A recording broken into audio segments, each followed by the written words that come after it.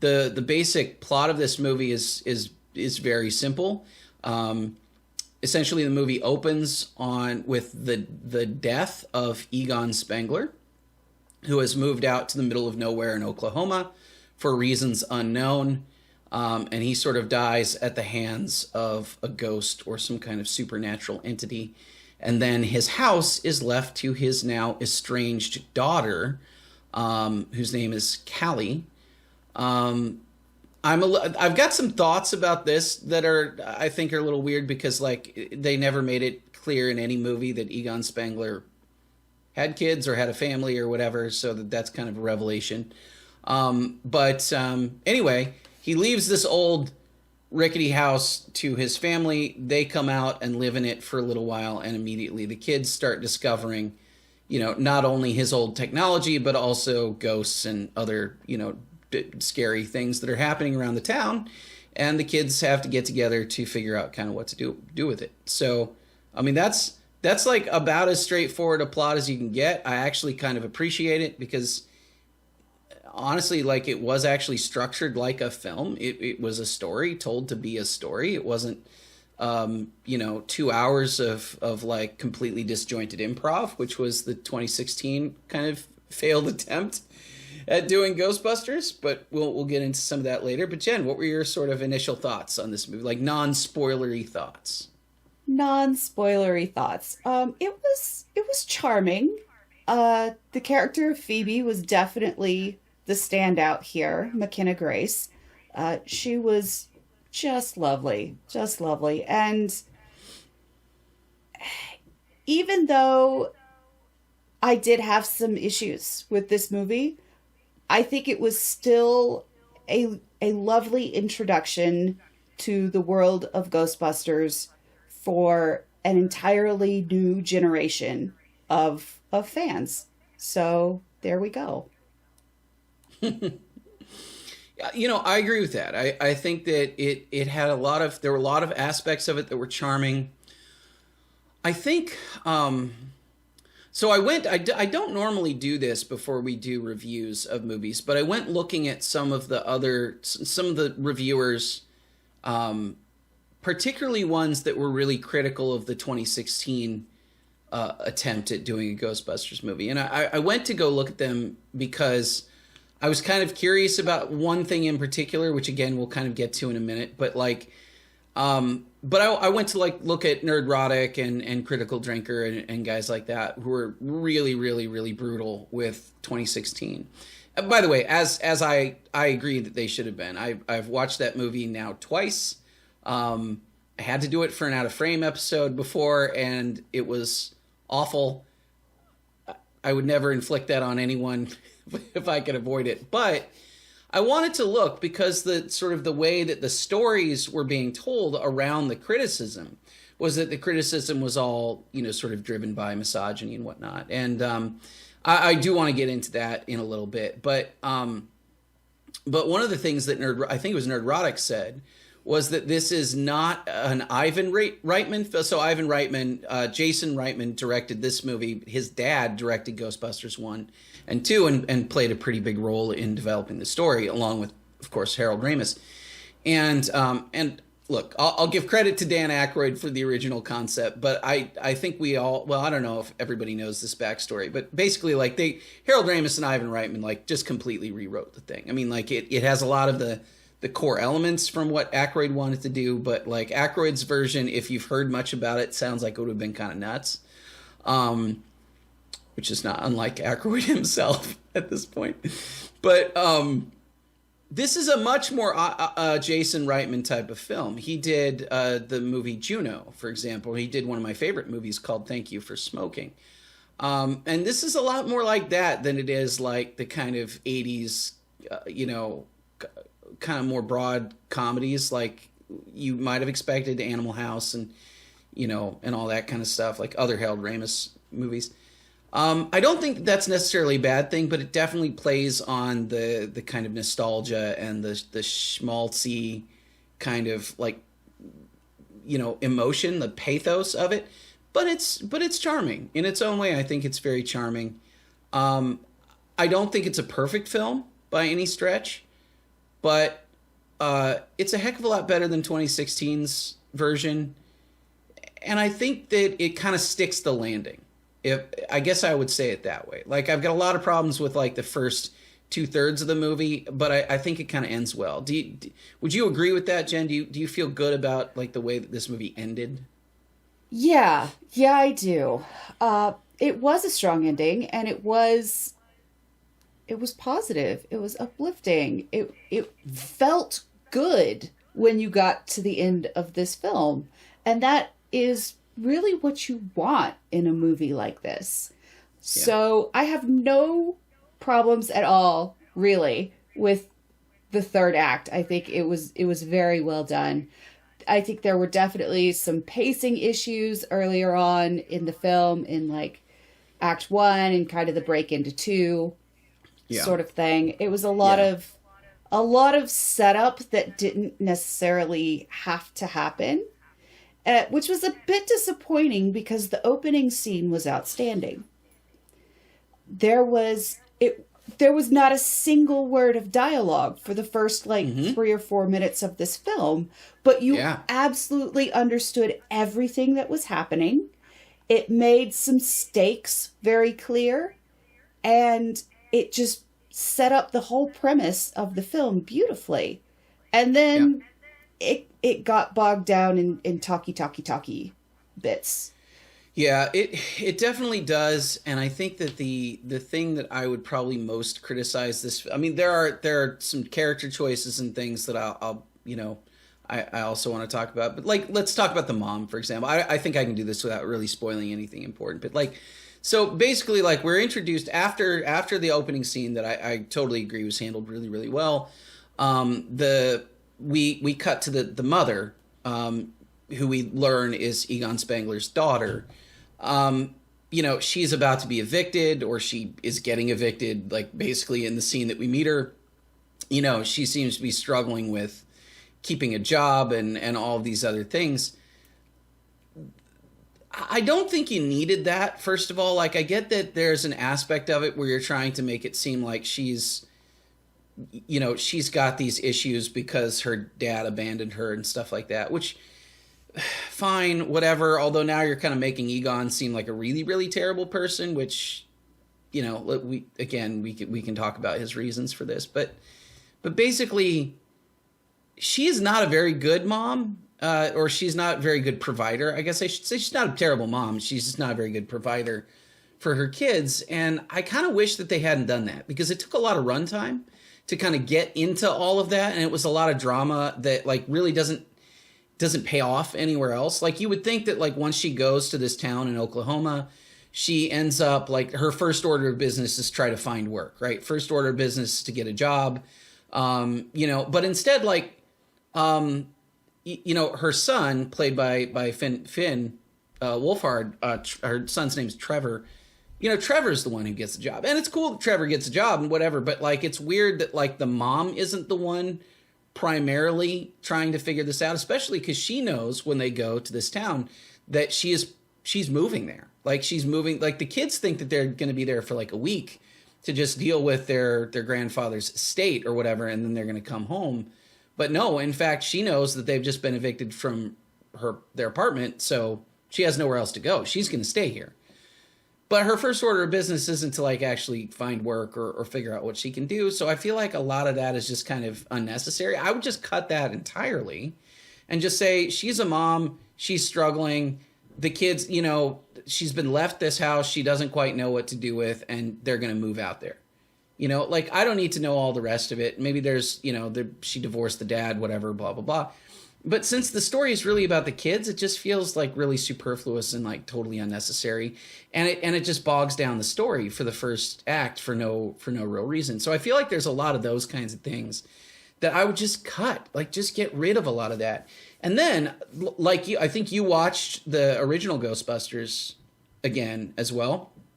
I did. Yeah. I rewatched that yesterday, and every time I've rewatched that film, and I've seen that film, a couple dozen times probably at this point, like the more and especially as I've gotten older, the more I've come to really feel like it's a nearly flawlessly constructed movie. like I get why, you know, various people may or may not like the comedy, or they may not like the humor, like the style of humor, but as a film, it is tight. Like it is a tight film. Like there's just not much fluff in it at all. Like just immediately we get a sense of the ghost in the New York Public Library. You immediately cut to like Venkman being a sleaze. You get to know Venkman right away. Aykroyd comes in, like Ray comes in, interrupts Venkman's attempt at sleeping with this college girl, right? Which immediately not only gets you a sense of who Ray is, because he's so like excited and giddy about the ghost sighting in the library and whatever. By the way, the opening scene is immediately connected to the introductory scenes of the characters, right? Like the ghost sighting in the library is the reason that Ray comes in and interrupts Venkman. But also the fact that Aykroyd's like he's not socially aware enough to know that he's like disrupting this moment, you know, is hilarious. We then, you know, sort of come together with Egon, and you immediately get to know him, right? Like all of these things, like all the character introductions are handled so well and so quickly that we immediately get into action, right? Like immediately we get into, you know, we now know who all these guys are. We know why they've been evicted from the college. We know why they go into business for themselves. All of these things happen in the span of, you know, 15, 20 minutes. And then we're into the bulk of the movie where they're fighting ghosts. And like this movie is missing that for me, kind of in a big way. Like, yeah. I feel like this is missing, like they should have just give me the character introductions, get into it, but then let's get into that promise of the premise idea, right? Like just, we got to get into like ghosts and ghost hunting and developing that mystery, but it takes a long time to even get back to like the kids are hanging out on the mountain and there's some weird supernatural ghost thing that happens. It takes forever to get back there, and it felt like a slog. It really does. It really does. And the fun and games part of a story, the promise of the premise, what we're actually there to watch the movie to see, it was so short. It was so short. For sure. It's really only, I would argue it's really only the one scene. Like, I think it's really only the scene Walmart scene of them driving through the well, the Walmart scene and them driving through the town, right? Yeah. Yeah. That's literally it. This is a 2-hour movie. Yeah. Yeah. And you give me 2 scenes? Pretty much. Like, come on. Well, that was disappointing. Honestly, that was disappointing. And the Walmart scene's a little weird to me because, like, okay, so all right, we're gonna start getting into spoilers because I don't want to filter anything at this point. I think let's just talk about it the way that it is. So like there is a lot that is derivative about this movie, and I don't totally say that in a bad way. I think it could have been smart to maybe move away from the villain that they chose, but they chose to return to Gozer from the first movie.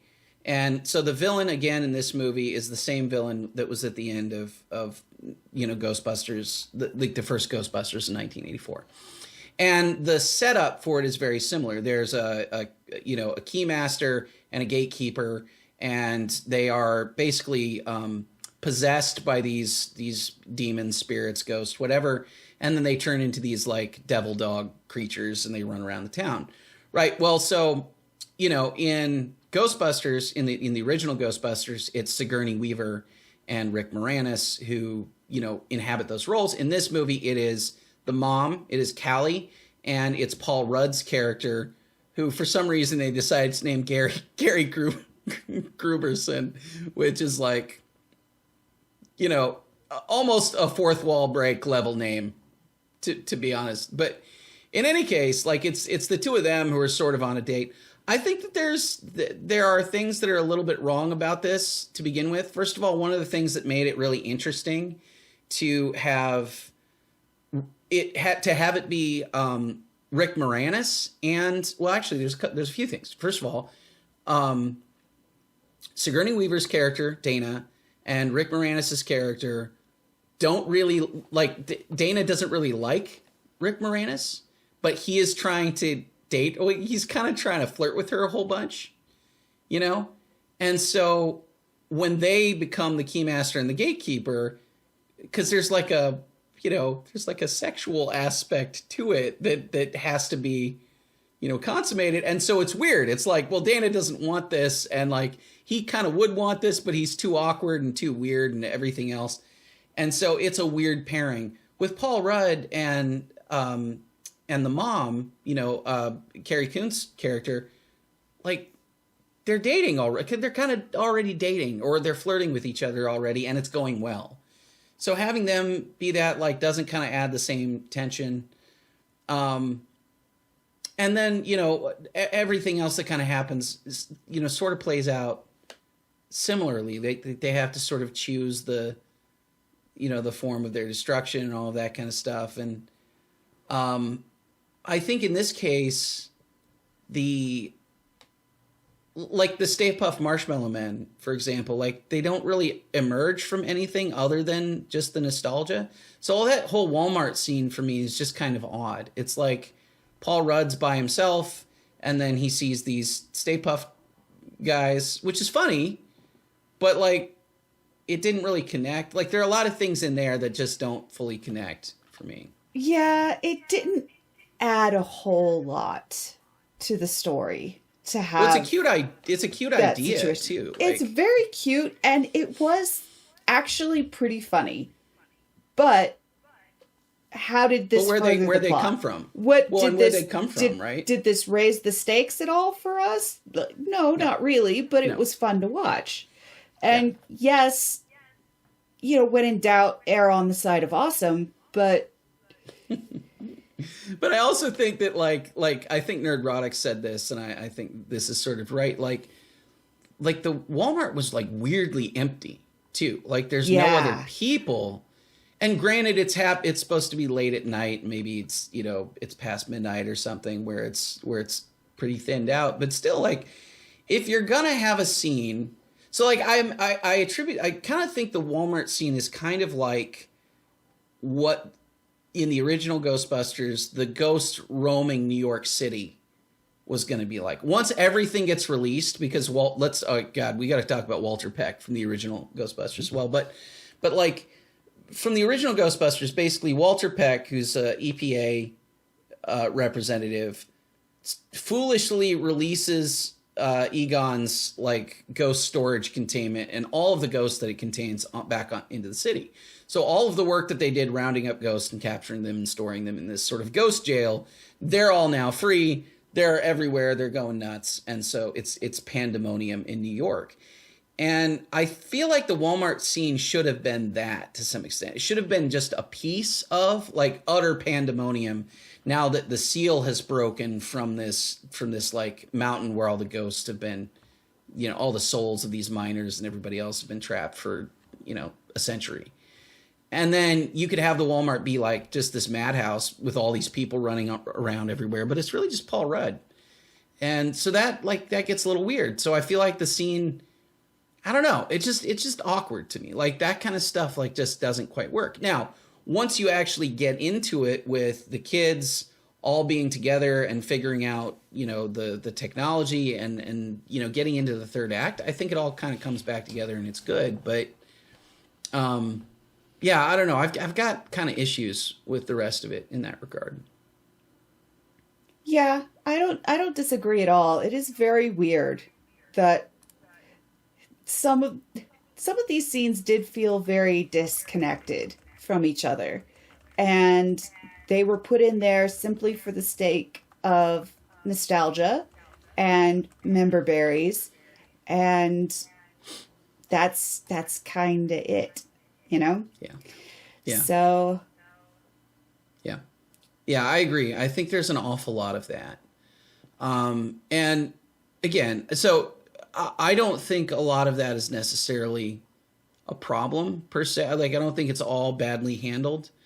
And in fact, no. I would say that this movie probably does. I mean, for as much nostalgia as it kind of crams into one movie, I think it actually handles it better than a lot of movies do. Like, it doesn't.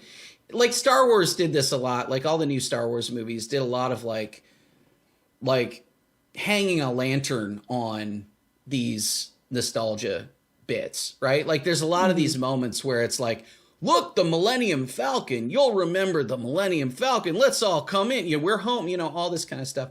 This movie doesn't really do that. It's a lot more subtle. There's a lot of things that sort of come up, but it's just like, hey, when Egon died, he dropped the PKE meter on the floor, and then when they arrive in the house, like Phoebe finds it and picks it up, which is like, okay, yeah, that's fine.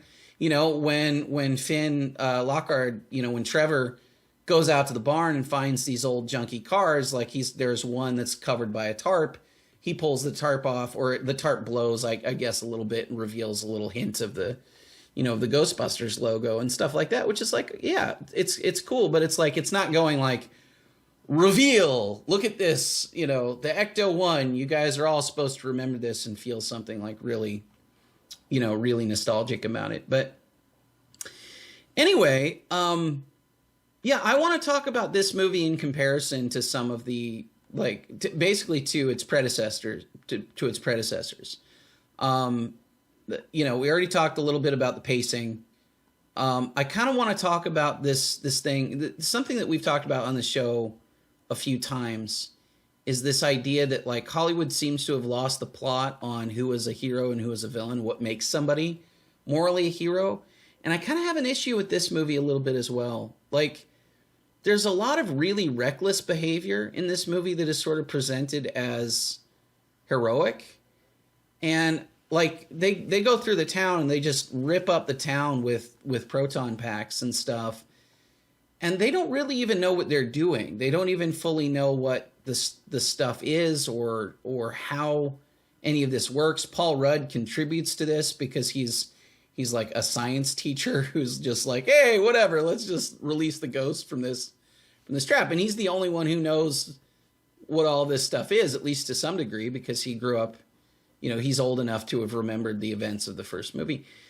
So there's a lot of like general recklessness. Now, I think what's interesting is that I would compare it to, like have you ever seen the epic rap battle of Ghostbusters versus Mythbusters?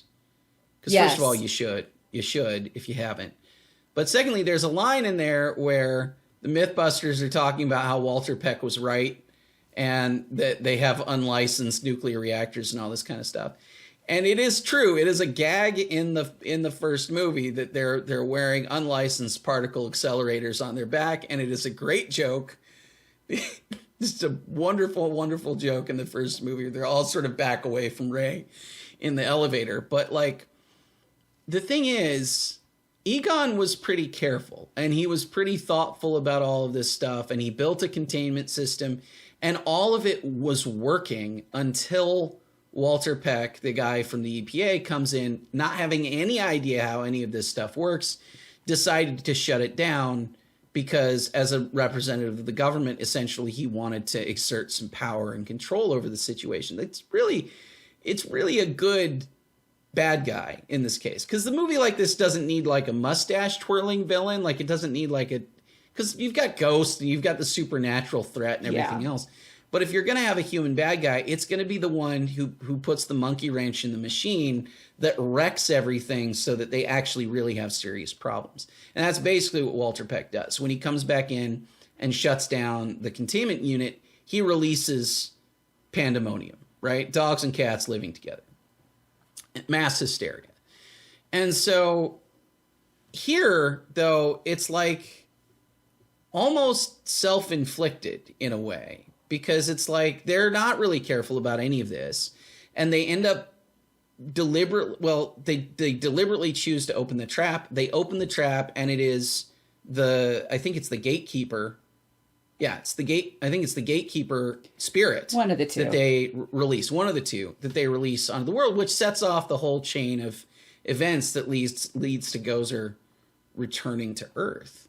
And it's like, I kind of like the world where the Ghostbusters didn't screw it up. You know what I mean? Like, I like the world where it's not the Ghostbusters' own fault that the villain is able to escape and do damage. Now, again, I say that obviously, like, the Stay Puft Marshmallow Man is Ray's fault and things like that. But like, the form of the destructor was going to be chosen somehow, right? Like there was no escaping that at this point, and they didn't cause Gozer to be released, you know. And in fact, Egon spent his whole life. That's the big twist of all of this, is that Egon spent like the last 20 years or whatever trying to save the world from the rise of Gozer, you know.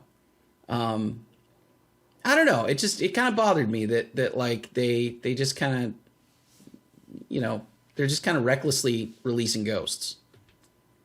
Yeah, there wasn't a clearly defined human antagonist here at all. Mm-mm. It was just them versus the ghosts. And then you kind of had to have the context of the first Ghostbusters movie coming into this film to understand why Gozer being released back into the world is a bad idea. Like, that is just assumed knowledge in this movie. Yep. And it worked for me because I've seen Ghostbusters 1 and 2 many times. But not everybody who's watching this movie is going to have seen a 37-year-old film. Yeah, I know. It's that part of it. I think that's where the nostalgia stuff sort of falls to pieces. Like when you were so reliant on people's knowledge and experience of the first movie, it starts to wreck your story a little bit. And I think that we have that as kind of a problem here.